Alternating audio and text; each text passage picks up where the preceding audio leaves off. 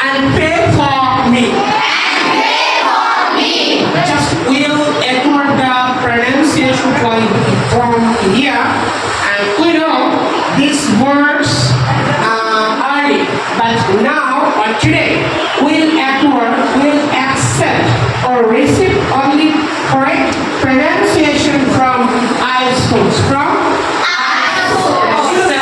IELTS is very difficult course when you want to get scholarship, when you want to complete your BSc, MSc from a reputed university in oldly famous, like Germany, like Canada, like USA, like British. Possible, my dear, because we are in a global group. So we should pronounce this word properly. Ready?